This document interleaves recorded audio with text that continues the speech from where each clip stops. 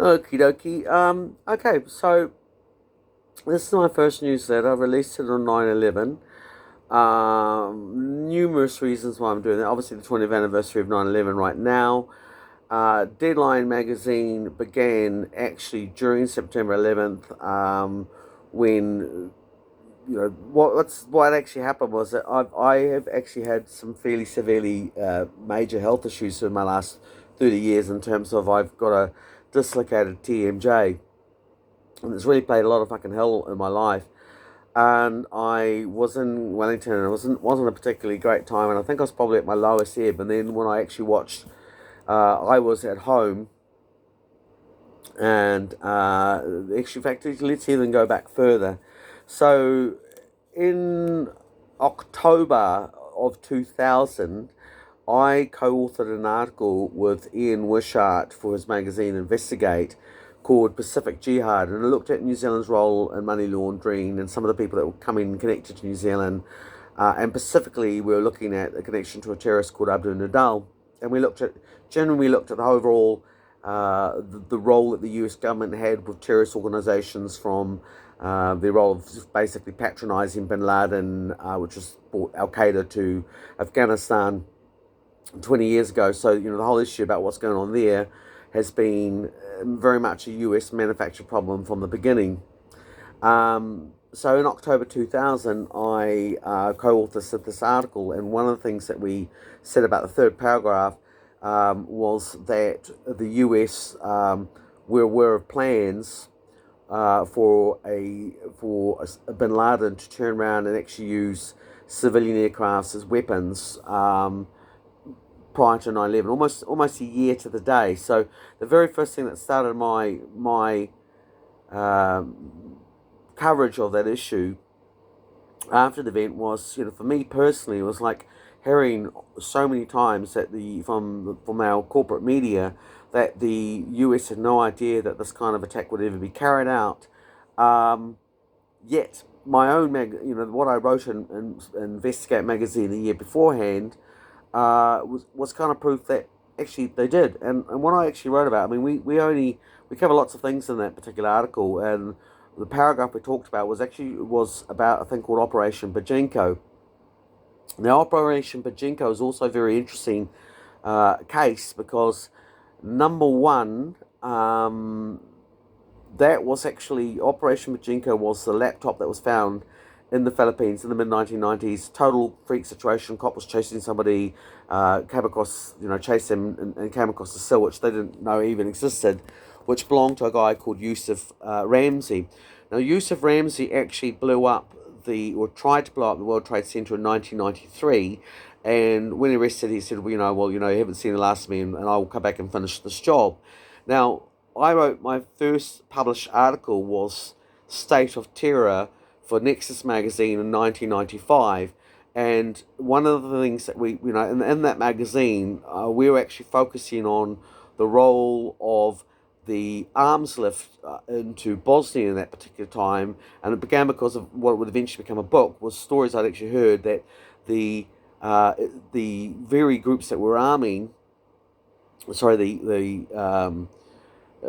weapons that were being supplied to insurgents in this conflict were actually provided on airplanes, which were also carrying New Zealand troops there, or part of the United Nations peacekeeping operation. Get into that later on.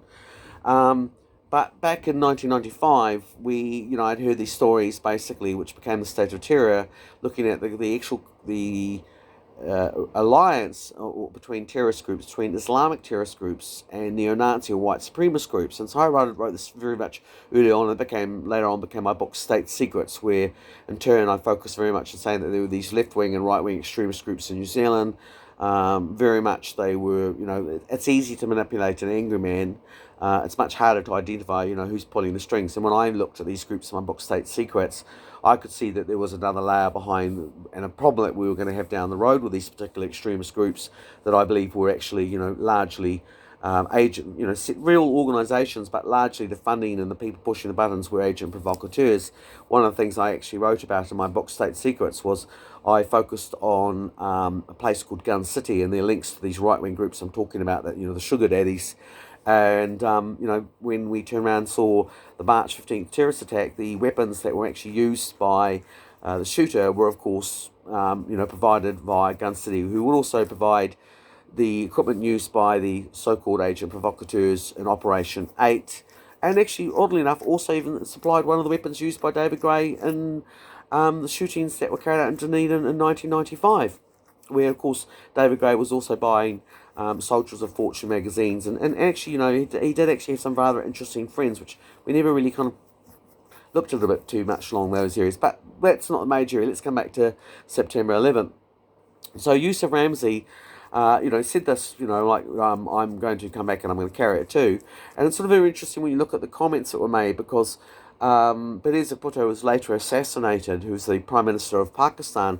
In the footnotes of my book, I'm quoting an article from the Christchurch Press, and she says that, the people that actually were behind the attempted assassination on her and that would carry out the attack on the World Trade Center in 1993, she said, they're using Islam, but they're not actually, it's not about Islam, it's about oil. And that's, what she said. And it's the remark that was also repeated by John O'Neill, who was the head of the New York FBI counterterrorism team, USS Cole, a couple of other very significant cases, where he actually retired from the FBI, and he turned around and said at the time, he said, "Well, I'm getting out because this environment that we're actually set up in doesn't allow us to investigate terrorism. It's actually all been, largely controlled by the politics of oil." So he was repeating the comment that would have been made by Benazir Bhutto about Yusuf Ramzi's group.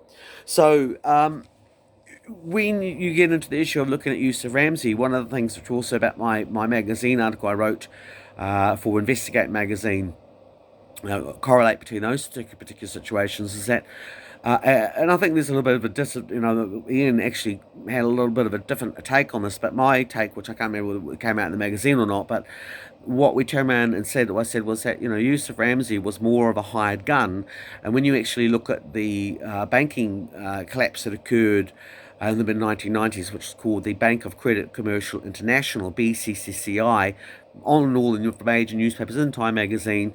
And one of the things which they discovered was that, Yusuf Ramzi was again one of these terrorist groups like Abu Nidal that was getting money put into the accounts. And normally they were either, I think it was the Sloane Street was the most common one in Switzerland. And they were, utilising accounts that were put forward by people like Adnan Khashoggi, who was the major sort of go-between between the East and West. So it had a lot to do with the things that go boom in the Pacific and the South Pacific. Adnan Khashoggi is a person from New Zealand Current Affairs that's been grossly left out of our history books in the Pacific region, because he's had a very destabilising connections in terms of things like Papua New Guinea, Fiji. It's either been him or his mates that have been largely financing, being we keep talking about the sugar daddy of terrorism. But with Yusuf Ramzi, was the accounts that went to BCCI, and what actually happened in those accounts, which are also very important understanding, what's happening in the world today, was that the accounts were put into, according to Jonathan Gwynne. Jonathan Gwynne was the lead investigative journalist for Time magazine. So we're talking about a man of very high, in the food chain, very high up there, and about as good as gets. And he was saying that in the BCCI account, which there's a very good book he wrote. It's called the BCCI and the Wild Ride of the Outlaw Bank, and he says, but basically this bank. The deal was actually cut with the American CIA that they would turn around at the actual recruitment of these militia forces would be left up to the Saudi Arabians, and for every dollar that the Americans put into these accounts, which was the Bank of Credit Commercial International, the Saudis would actually match them for dollar.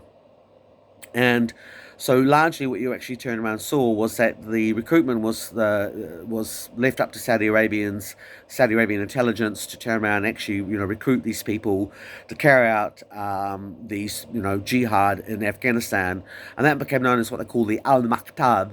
It's got a longer name, but it's a sort of abbreviated version, which sort of brought up a lot of these groups from the slums of Cairo and Tunisian, from North Africa. And so again, there was a comment being made today about how a lot of the Taliban we're seeing today is a different caliber. Well, we are, because now what we're seeing is we're seeing a lot of seasoned professional fighters.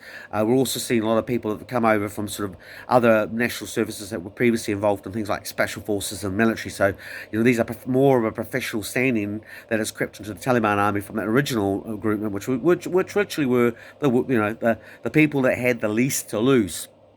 The poverty factor of terrorism always goes hand in hand. So they then became a very dominant force within the structure that we later became known as the Taliban, through the sort of Al-Qaeda, Bin Laden, mixture.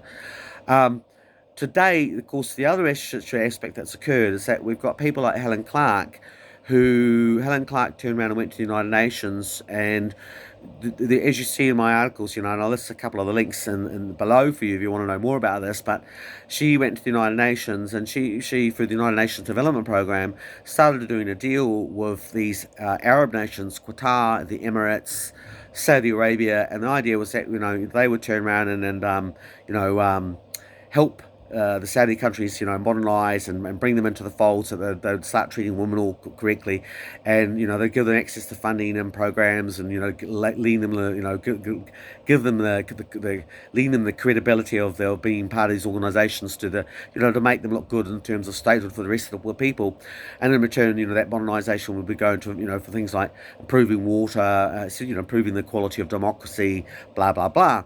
Wonderful plan. Except for what we turned around and saw then was that Jamal Khashoggi, who is actually, ironically enough, the nephew of Adnan Khashoggi, who's the arms dealer I was telling you about beforehand, he wrote an article basically kind of highlighting the fact that the Saudi Arabian government was actually conning the United Nations, and that this program of this Vision 2030, which was made up of countries which are Qatar, Emirates, Saudi Arabia, weren't actually utilising these sort of grants and programs, which a lot of these programs were funded and turned by these Arab nations, which we'll get to that in a second.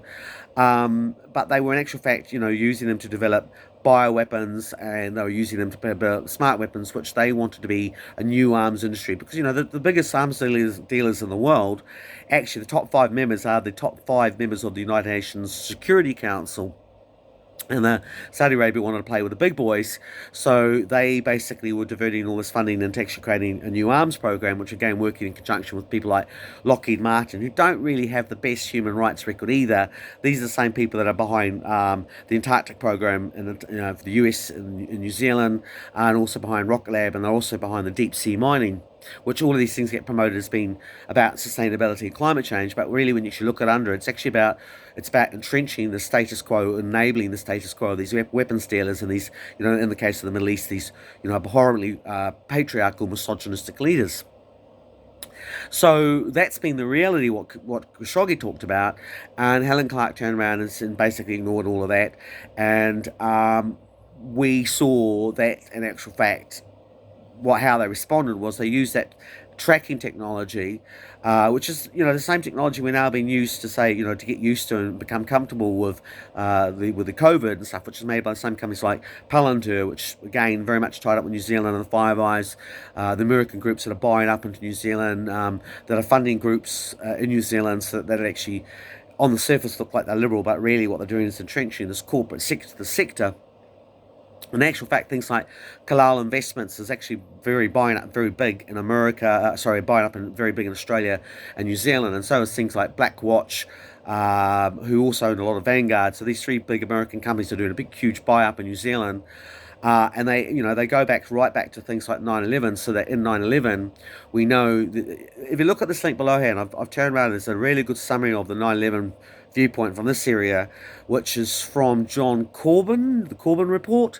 I could have written it out myself and I would have said exactly the same thing, but when I found John Corbin's report, it pretty much nailed it. So, that's a really good aid to what I'm saying right now. But Kalal Investments got very, very wealthy after 9/11, and to me, 9/11 was actually more about a bank robbery than a terrorist attack. In some ways, the terrorism, normally the role of the sugar daddy is to enable terrorists to turn around and further agenda, which is a psychological motivating force. Whereas in 9/11, when we turn around, we look at things like the number of inside trading that went on before the days before 9/11, again, these are reported in mainstream newspapers. What you found out was that there were very high levels of abnormally training. And I got to speak to a guy called James Adam, and I actually interviewed him about this point. James Adam was the head of the New Zealand Security Intelligence Service, the Middle Eastern desk, when I interviewed him in 2000, and he confirmed that yes, insider trading is one of the things that terrorist enablers actually do. But this was on a scale of what happened 9/11 was a scale never seen beforehand. I think Kronberg was the big company, which again, a lot of people that were involved in Kronberg were very much tied up with the US military industrial intelligence complex. They were involved in it.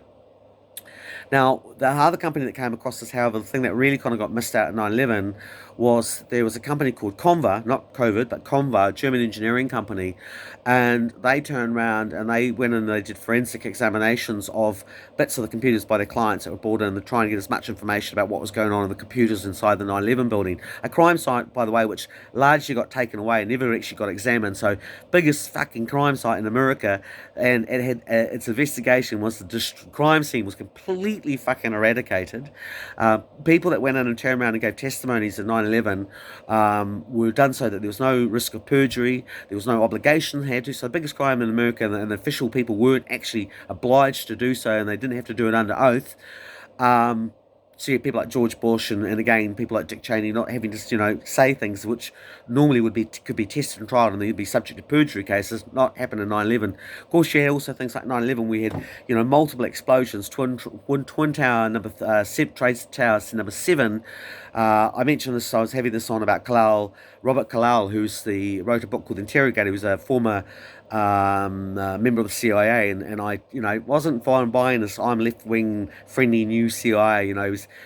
My engagements with him beginning were like setting me off, my teeth rattling. So I deliberately just tested him on the 9/11 thing. I said, what about the 9/11? I wasn't going to have a big deep dive, but I just want to see how I respond to it anyway. Oh, yeah, no, we had a big investigation. And I said, well, wait, we're not. And this mask fell off and the whole vitriol and and it really gave me really good insight about what was actually happening with the CIA back then, because they've been really much playing this whole we're the new left, we're against gun rights and rah rah rah. But when you actually pull back the people that are these sort of we've seen the light and we're now embracing liberalism, actually it's not. There's still that right-wing conservatism behind the mask, and when you look at who they're actually in bed with and what who that's actually agendaing, it's very much neoliberalism and ability to put on that sort of social progressive mask, but pull it back like Scooby-Doo, and you're left with the usual good old boys that have been carrying out horrific shit for ages. So Conva turned around. What they did was they found that there was literally hundreds, into the terms of billions of dollars, just within the hours before 9/11, within this group of computers that were sort of around about the sort of level 100 area, grouped in that area. Bear in mind that what they were dealing with, the view. That's my fingernail. So imagine that the very tip of that fingernail represents how much data they actually physically extracted from these computer parts, and that's what they were working on. And even those small bits and pieces were showing that hundreds and thousands of dollars was being washed through the computers in the lead up before 9/11. Well, Convo turned around, and when you started to find information on this line, it became very, very difficult. And it also became very difficult because one of the things I did almost instantaneously when 9/11 occurred was that I would go to I like to get the newspaper. So if somebody says the LA Times says this, I like to look at the American papers, check the page, the article, make sure that it's actually what's being said is being actually said. And what I actually found was that when I went to I think it was about the week after 9/11, I went to the library to get that material out of the library. All the American papers that have been there for, and I was going there on a weekly basis because that's kind of what my job does, they're all gone. And when I went up to the woman at the desk, I turned around to her and said, well, where are all the American papers? This major events happen in America. You would have thought any more than now that they're needed. And he said, oh, well, actually, they get provided to us by the US Embassy, and the US Embassy has decided not to provide us with this material anymore. So, this was another little, I would love to know how many libraries around the world that was going and who wrote that dictate before that particularly occurred. Interesting enough, during March 15th, I had to fly down to cover that event, and I had about a couple of hours, and I thought, well, I'll go and spend them in the library, and again, I'll do a bit of fact checking and make sure that what's been already reported online actually is what's been said in the hard papers. Couldn't do it. That was the day before, and they'd shut the library, and it's still shut. Both cases, they shut the library. The American papers were missing for months, and in the case of Wellington Library, it was shut for months and months. So this is a central capital city, and you couldn't actually go to the main library to get main primary tools that would allow you to make sure that you're fact checking. So 9/11.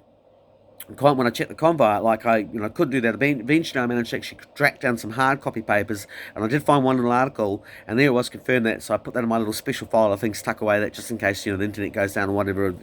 I like to have my hard copy file as well as my online file, and um, a year later, when we turned around and found information, the only thing you could actually find out was the chief engineer that was originally cited in the original articles was saying, you'll have to go back and see what I said last year. I'm not allowed to talk to you anymore. Well, what had actually happened was that company Cronenberg, who is also Cronenberg, and again I'll put a little link, or just one word and something on that, maybe a couple of interesting links below on the website. They were the same people that had been linked to the inside trading, or the put stock drops, were the same people that actually bought out the convoy. So we weren't able to carry out any investigation because this group of basically CIA spooks shut things down. So, this is the problem, that when you turn around and you look at 9/11, and you look at all these intelligence failures, things like Able Danger, again, which linked at them. The Able Danger was also a very interesting case, because Able Danger actually looked at the cell that involved Mohammed Atta. And Mohammed Atta, by the way, was a guy that was getting a speeding ticket. One day he was in Czechoslovakia getting anthrax from an Iraqi colonel, according to Jane's intelligence, who were quoting an Israeli intelligence source. Come back to that one in a second too. At the same time, he was in Florida getting a speeding ticket and living in a house which would be owned by an editor of one of the papers who would be the first person to be targeted in the anthrax attack, which originally the US government was saying was linked to the 9/11 terrorists, until the Federation of Association of American Scientists, the FAS, turned around, stuck up their hand and said, wait a minute, we've gene sequenced this, and this actually comes back to an American laboratory, Fort Detrick's, and it's actually one of ours. And then that story sunk from the press, although today you still see, 20 years later, they mention the anthrax and they link it into the 9/11 terrorists, though there were never any link to the 9/11 terrorists, just like there was no link to 9/11 and the Iraq terrorists, which was conducted by a war which led to hundreds of thousands of people being dead and the military-industrial complex being enriched and civil liberties being kicked to the curb, just like what we're going through right now. I genuinely believe we're in a really, really nasty position, people. I really, I don't believe often the organic conspiracy theory, but, when I'm looking at everything coordinated between, I said to you about, the things like the newspaper, all, those things go missing. You're going, that takes coordination. You don't have a COVID rollout at the same time that just happens to be doing 5G, and it just happens to be Starlink, and all these other programs are coming online, which need drafting, and they need engineers, and they need specialists. It starts to bigger belief, and we are really facing a very, very, even we just look at, you don't accept that, and you look at the economics, the transfer of wealth from 90% of the world's wealth and only 10% of the resources in 1980 to now 99.9%, and we're talking about trillionaires. That economic is actually really the smoking gun. That what I'm talking about, even if you don't necessarily agree with a particular, you want to split hairs about it. Overall, that centralized model, that wealthy is getting wealthier and they're getting more powerful. You don't need to go far to prove that point. And a lot of these people are actually, these are the experts that failed us on 9/11, and these are the same experts, people like Henry Kissinger. Henry Kissinger was going to be the ambassador for the war on terrorism, and which happened on the same day, of course, that of the anniversary of the September 11th coup in Chile. And the same day, when that happened, or day afterwards, members of the Chilean families that had been subject to genocide under Allende, which is a CI-backed coup, were actually wanting them in court. And there was lots of bad, Kissinger didn't look good, so they sort of silently just sort of moved him to the side. But the point of the matter was, this fucking monster that everybody should know about, and who's, been playing lead role and influence of how the global response for COVID now is still stomping around. It's literally the usual suspects. And this is very much what you saw in terms of 9/11. The people that were involved in 9/11 were the same people that were involved in the Iran-Contra affair, which of course saw the secret transfer of weapons to the groups in Afghanistan, which became known as Bin Laden and Al Qaeda. Which we're seeing where that's actually happened 20 years later. $1 trillion later, 50,000. I think it's 50,000 for Iraq. I think it's about all up in total. It's 50,000 for American troops, for Iraq and Afghanistan, 50,000 civilians in Iraq, and I can't remember what the figure's for, but it's over, you've got a well over 100,000 people that died directly, not including suicides, not including cancers, and of course some of these things with these war zones is the use of depleted uraniums, ammunition, they will be killing for hundreds of years to kill come yet. So, you're looking at literally millions of people got killed for a war based on a line that all it did was enrich these very, very few people that are now being enriched again. So that's my thing I'd really like people to remember about 9/11 is that, it's not just like, oh, that's something that happened 20 years ago. It's the people that were responsible for that are the same people that are actually running the show now. And, the reality is elected officials come and go. We get all very excited about Jacinda Ardern. We get very excited about, back in the day it was Tony Blair, it was Donald Trump. This is a cult of personality.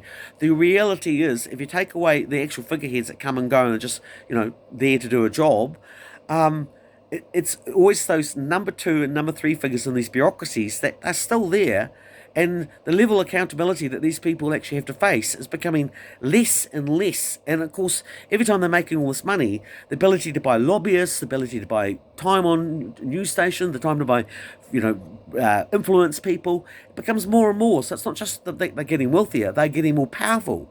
And we're not having a conversation about that stuff. And the reality is you don't have to be a conspiracy theorist. I mean, what we're already seeing now, for all the people that have been, marginalised and put down for suggesting that the official version of 9/11, what we're now turning around and see is that, we're seeing movement that the government of the United States of America is now working with families to actually look more and more into the responsibility of the Saudis. I mean, I do think that that'll be a whitewash as well, and that'll be another delay tactic. But that's something that 20 years ago they denied.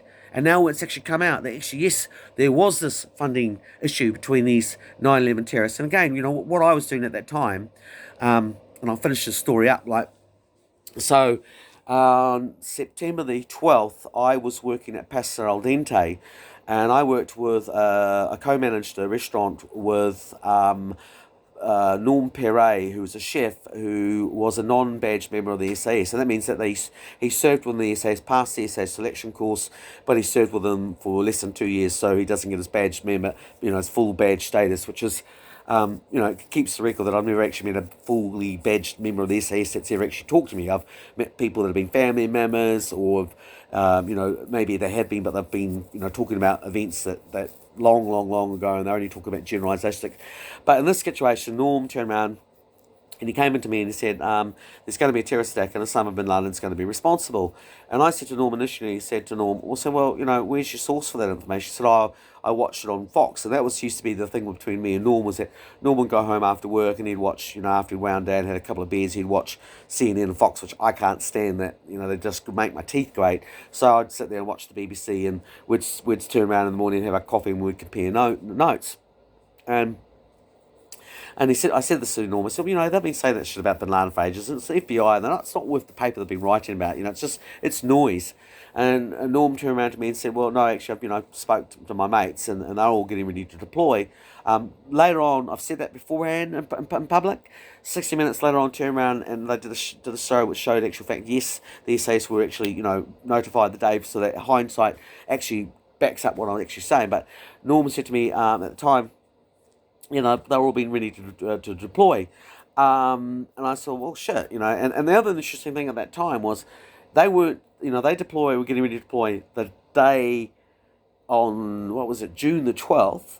At the same time, they had 2 big military exercises that took place. One was in Oman, which is the one that would have been involved in New Zealand SAS and British components, which was Commonwealth troops. It was about 40,000 troops, and that's called Operation Swift Sword.